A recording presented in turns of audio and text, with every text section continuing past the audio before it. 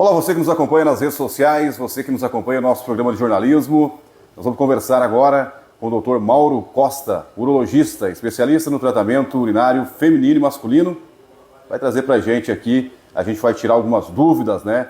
Ou seja, uma consulta com o Dr. Mauro Costa sobre, essa parte aí tão sensível que a gente tem, que também demanda muito cuidado, né? Muitas vezes problemas acontecem de forma silenciosa, a gente vai postergando, deixando para depois e, infelizmente, muitas vezes também acontece, que o tratamento aí tem que ser um pouco mais agressivo. Mas, enfim, o doutor está aqui para trazer e tirar todas essas dúvidas, sanar nossas dúvidas aí. Doutor, bem-vindo à nossa programação mais uma vez.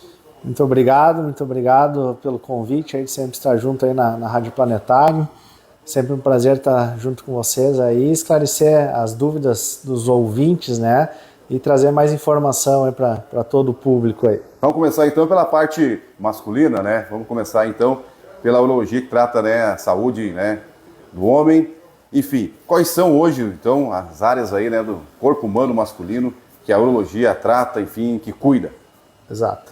Então, como tu bem frisou no início da nossa conversa aí, a urologia ela trata problemas do trato geniturinário masculino e feminino, Então a gente trata problemas nos rins, problemas no ureter, problemas na bexiga, No homem a gente vai tratar a parte da próstata, a parte dos testículos, doenças do pênis também, E na mulher a parte ginecológica, vai ficar com o médico ginecologista, do cuidado aí dos exames anuais, da parte ginecológica, de vagina e útero, E a parte urinária é o urologista que cuida também. Então, o que a gente cuida, na mulher? A gente cuida a parte também ali da perda de urina, a mulher que perde urina, a mulher que acaba tendo a bexiga caída, prolapsos pélvicos, que é não só a bexiga caída, como o útero caído também, Infecções urinárias de repetição, isso aí a gente também vê na mulher. E de restante, os problemas são muito comuns no homem e na mulher, Então, os problemas nos rins, a gente vai ter problemas de cálculos nos rins, que são as pedras, isso vai dar tanto em homem quanto em mulher. Os problemas oncológicos, que seria câncer de rim, câncer de bexiga, câncer de ureter também vai dar tanto em homem quanto em mulher, os problemas de infecções, infecções em todo o trato geniturinário também a gente vai ter, e as incontinências urinárias, que seriam as perdas de urina também, tanto em homem quanto em mulher. E aí de problemas exclusivamente masculinos seriam então problemas na próstata, que a próstata obviamente só existe no homem, problemas nos testículos e problemas no pênis, Então isso, quando eu falo problemas, são tanto problemas relacionados a doenças oncológicas, a câncer, o câncer de próstata, que a gente fala muito, por exemplo, doenças infecciosas, como infecções urinárias, como prostatites, doenças traumáticas, que seriam acidentes, que vão ter algum ferimento no trato, nesses órgãos do trato geniturinário, certo? E também, é importante lembrar que a gente não trata só adulto, a gente trata crianças também. Existe uma área da urologia que é a urologia pediátrica, onde trata todas as malformações do aparelho geniturinário infantil, Isso normalmente existem colegas urologistas que só fazem urologia pediátrica, que é um campo à parte. Um dos mais comuns conhecidos é a fimose, Fimose na criança é mais comum. É mais comum, tá? Mas tem o testículo não descido também, A criança que não chega a descer o testículo ali para a bolsa escrotal. Tem uma outra situação bem corriqueira, que é a hipospádia. A hipospádia é uma situação que muitas vezes exige bastante atenção da família, exige bastante cuidado, porque é a criança que não formou a uretra de forma normal. Sim. A uretra é o canal que leva a urina para fora, ali do pênis, e normalmente no menino ela tem que se formar na ponta do pênis, né? Existem algumas crianças que elas não se formaram direito essa parte do corpo, e a uretra às vezes fica na base do pênis, às vezes fica na parte inferior do pênis, e aí tem que fazer várias cirurgias para reconstruir isso. Enfim, tem várias outras situações de malformação, né, congênita, que a gente chama. Então, a urologia é uma especialidade, sempre digo para os colegas, né, para os amigos, para os familiares, né, que acham que a gente só trata homem, que a gente só trata infecção sexualmente transmissível, e não é uma das especialidades mais completas. A gente trata homens e mulheres desde a infância até a velhice. Né? Desde uma má formação até uma reconstrução, talvez por um trauma. Aí, né? Exato.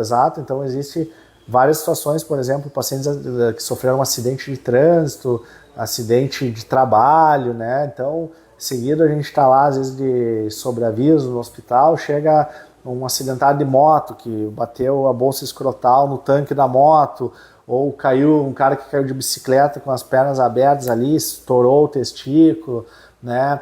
O trabalhador da construção civil caiu de um andaime ali, teve uma fratura de bacia, arrebentou a uretra, estourou a bexiga. Existem várias situações aí que a gente tem que entrar, às vezes até de urgência, né, ali para resolver algumas coisas. E muitas são as doenças também que acometem, né, tanto internas quanto externas, infecções. Aí, uma vez, hidrólise, questão de líquido também do testículo. Isso. É comum também essa questão? Sim, é bem comum, né? Então, a gente tem algumas particularidades ali que podem acometer os testículos, por exemplo, né? Isso que tu falou, acho que se referia a hidrocele. Hidrocele, isso. Isso, a hidrocele é o acúmulo de líquido na bolsa escrotal, pode se formar tanto por algum fator inflamatório, quanto também por fatores de formação da bolsa escrotal ali, né? Ou seja, congênitos, né? Que vão aparecer depois da idade adulta. Existe a varicocele, que são as veias dilatadas dentro do testículo, às vezes elas podem cursar com infertilidade, que seria, né, a dificuldade de ter filhos, né? Inclusive, depois vamos abrir um parênteses sobre essa questão da infertilidade, que é outra área totalmente singular aí também da urologia. Mas a gente também pode ter tumores de testículo, né? Tem uma série de situações que podem acometer a bolsa escrotal ali, né? Torção de testículo, que é uma urgência. Existe o testículo que torce mesmo, a gente tem que operar às pressas, certo? E aí na parte também genital aí a gente vai ter as infecções sexualmente transmissíveis, né? Que é o que o pessoal acha que a gente passa o dia inteiro tratando, mas apesar de ser muito frequente, não é só isso que a gente vê no consultório, né? Mas aí a gente vai ter sífilis, gonorreia, a gente vai ter clamídia, a gente vai ter herpes, né? Uma série de situações e algumas outras situações também que não são sexualmente transmissíveis, mas que são muito comuns, né? Que a gente chama de síndrome do pênis vermelho, digamos assim, que nada mais é do que a candidíase. Mesma candidíase que dá na mulher, dá no homem também. Candidíase é um fungo, certo? E o fungo, ele não é sexualmente transmissível. O fungo, ele está no nosso corpo, assim como as bactérias habitam o nosso corpo, as nossas roupas, os nossos pertences, e se a gente dá um substrato para esse fungo se procriar, ele vai acabar se multiplicando, e aí ele vai formar uma inflamação, certo? E quais são os substratos? O fungo, né? A gente está numa área aqui que é numa região do estado que é movida pela agricultura, então os agricultores que estão nos ouvindo, eles sabem do que o fungo gosta, né? O fungo gosta de lugar úmido, escuro e quente, né? Que é tudo que ele encontra na nossa genitália, tudo que ele encontra ao redor do nosso prepúcio, dentro ali ao redor da nossa glande, tudo que ele encontra dentro da vagina da mulher, né? Umidade, calor e local escuro. Se tu deixa a umidade ali, esse fungo vai se multiplicar. Se a tua genitália fica muito abafada, sempre vai se multiplicar. Então, algumas situações que podem predispor à multiplicação dos fungos. Ficar sempre úmida a genitália, às vezes suor, dias quentes, no verão às vezes o pessoal vai para a piscina, fica muito tempo com a roupa molhada depois da piscina.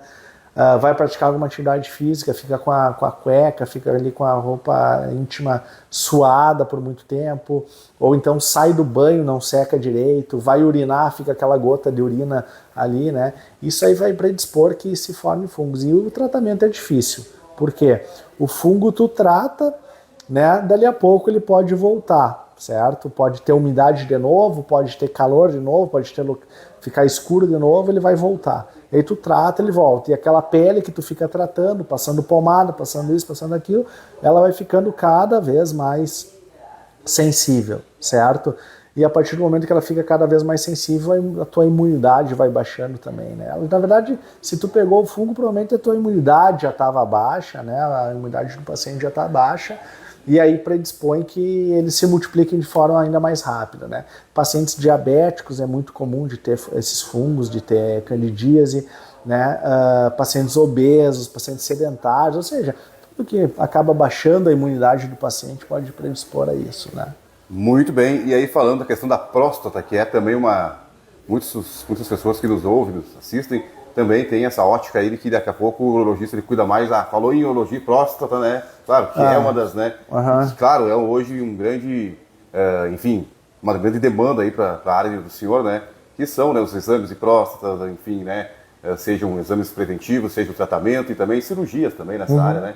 E que acometem, né, muitos homens. E que hoje em dia, não sei, alguns estudos dizem que cada vez mais cedo a gente tem que começar já a ir procurar o médico para já ver como é que está a situação ali, né? Isso aí. Muitas vezes quando ela começa, né? Então, o problema de próstata é o dia a dia do urologista, né? Então realmente o que a gente mais trata, é o que vem direto no consultório. Os homens têm muito problema de próstata, né? Na verdade sempre tiveram, não é que agora está tendo mais, né? A humanidade sempre teve muito problema de próstata, só que esses problemas o homem ia deixando, né? Se criou uma cultura de achar que urinar urinar devagar, urinar com jato fraco, levantar 3, 4 vezes de noite para ir no banheiro, ter que urinar toda hora, não esvaziar direito a bexiga, se tornou esses sintomas são sintomas de problema na próstata, e isso por muitos e muitos anos se achou que era algo normal da idade. O avanço da idade vai Isso, passei dos 50, 60, o meu jato urinário já é fraco, eu já mijo, né, com perdão da palavra, já mijo nos pés ali, né, já suja a tampa do vaso, já faz lambança, né, e se achou por muito tempo que aquilo ali era normal, né, então os homens até esperavam, vai chegar minha vez de urinar devagarinho também. E na verdade isso tem tratamento, isso se chama, esses sintomas de urinar devagar, de ter que levantar muitas vezes para ir no banheiro, se chama hiperplasia prostática benigna, né? Que é o crescimento da próstata. Isso sim, com o passar da idade é comum de acontecer, mas tem tratamento. Tem algumas medicações para casos mais iniciais, e quando a situação aperta, né, do paciente já não conseguir urinar direito, de às vezes ter que ir para uma emergência passar uma sonda, de estar com a bexiga estourando e não conseguir urinar, aí já não tem mais o que fazer, já tem que ir direto para uma cirurgia, né? Então esse é o que a gente mais vê no consultório, né? Que é o crescimento benigno da próstata. E por outro lado a gente tem as doenças malignas da próstata, né? Que é o câncer de próstata. Esse é o que mais preocupa, é muito prevalente, é o câncer que mais acomete os homens, é o câncer de próstata hoje, né?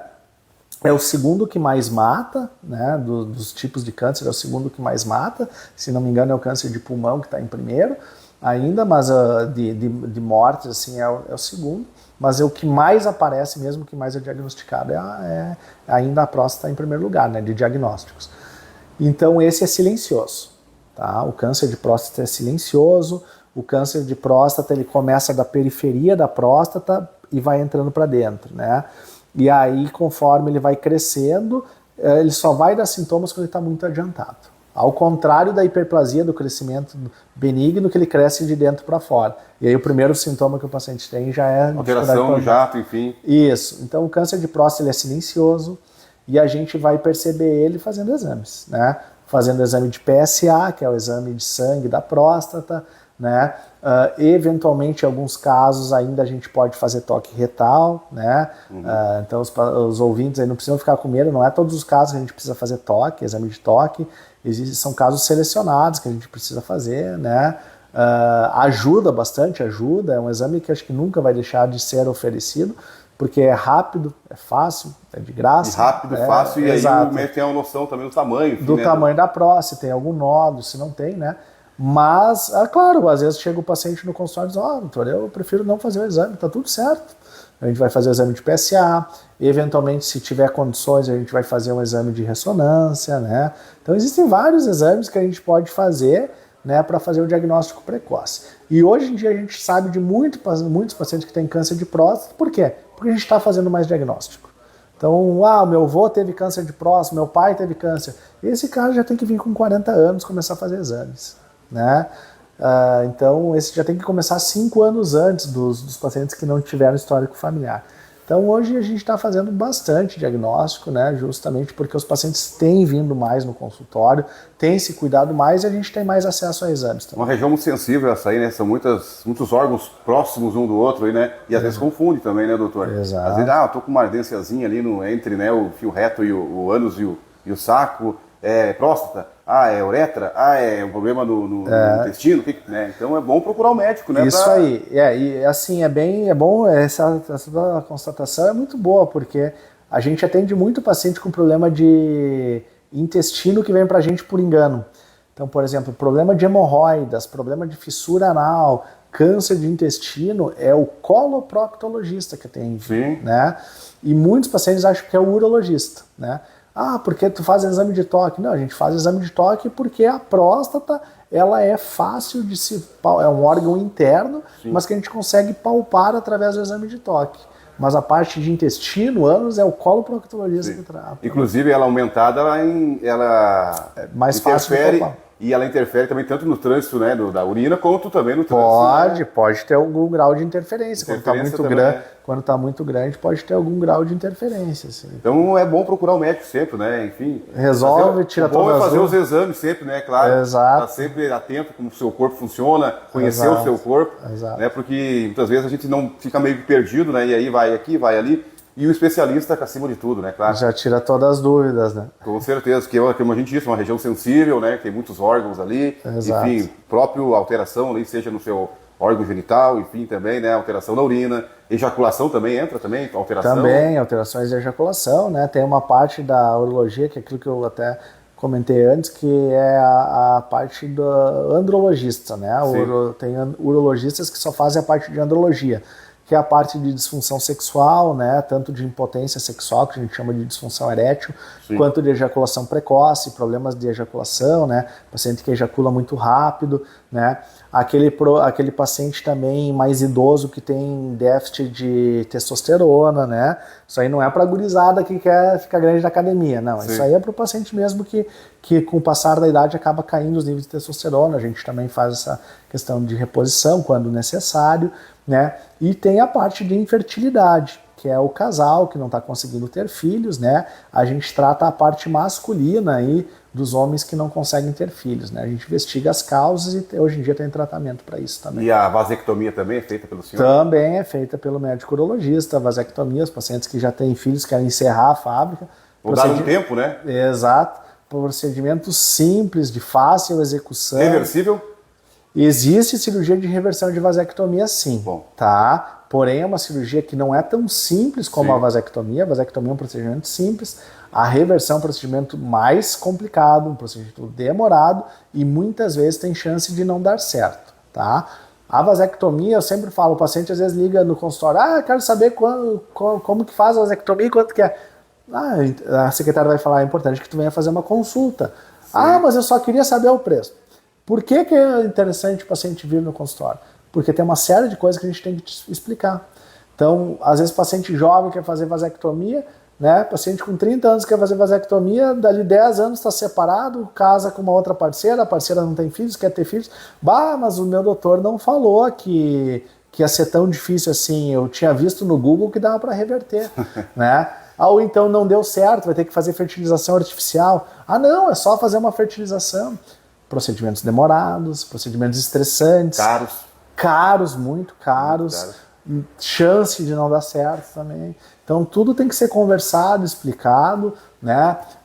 Por isso que às vezes o Dr. Google ou Ficar aguardando, às vezes não... ChatGPT. Exato. Ajuda. Excelente ferramenta. Mas tem muitas coisas que tem que ser individualizadas. Muito bem, doutor. A gente falou aí, né, agora para a gente fechar aqui, né, porque aí engloba homens e mulheres, que trata o rim e bexiga. Hoje também temos, né, um órgão que a gente talvez não dê muita atenção, que é a nossa bexiga, né? Os rins, a gente, tô com uma dor no rim, nem ela, e às vezes as pessoas já tô com uma dor. Exato. Tenho pedra no rim. E a bexiga, né? A bexiga Exato. também, e tem também câncer aí de bexiga, enfim, todos os órgãos têm, mas tem índices também aí, né, que a gente sabe que alguns fatores externos aí, né, que são, a maioria das vezes, né? Exato. A bexiga é um órgão traiçoeiro, né? É única também? Exato, a bexiga é única. Não existe transplante de bexiga. Na verdade, o ano passado, retrasado, fizeram o primeiro transplante experimental nos Estados Unidos, uma cirurgia muito mórbida, ainda em fase de estudo, mas até o momento não existe, né, um transplante de bexiga. Então, perdeu a bexiga, tem que usar bolsinha para urina, né? Então, é um órgão que pode ser atingido por infecções, muito comumente, infecção de urina, né? Pode criar pedras na bexiga também, pode doer, pode sangrar. Câncer de bexiga, câncer muito comum, principalmente em pacientes fumantes. Então, o câncer de bexiga é muito associado ao tabaco, né? Pode ter sangramento na urina, pode ter dor para urinar, pode ter a sensação de ter que ir toda hora no banheiro, né?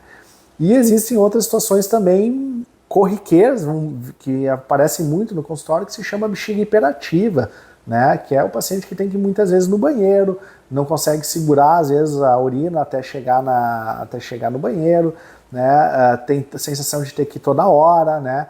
Isso são algumas outras situações que também têm tratamento e que aparecem bastante para a gente no consultório. Bom, teríamos assunto aqui para conversar com o Dr. Mauro Costa, eu acho que ficaríamos horas aqui, enfim, mas a gente tirou aqui, né, fez um resumo aqui. Eu acho que se o doutor quiser mais alguma informação, de minha parte, a minha consulta seria de boa, né? Eu já fiquei sabendo que dúvidas, procure o médico, né? Procure qualquer alteração, enfim, procure o médico. Prevenção também, sempre. O Google é muito importante, mas é muito deixar mais para o médico que quantos anos de faculdade? Acho que 10 anos de faculdade aí. São 6 anos de faculdade, mais 2 anos de cirurgia geral, mais 3 de residência, mais mestrado, mais, né?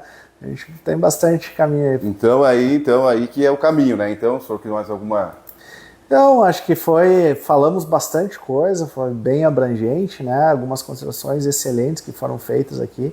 E o recado que a gente tem que deixar é que não espere as coisas chegarem, né, a um ponto crítico que a gente tem que chegar numa situação de sentar o paciente numa consulta e a gente dizer, o senhor tem que fazer cirurgia, né? A gente gosta de ter que vir aquele paciente de dar orientações, de dar cuidados diários, né? Mas toda a consulta vai precisar de remédio? Não é toda.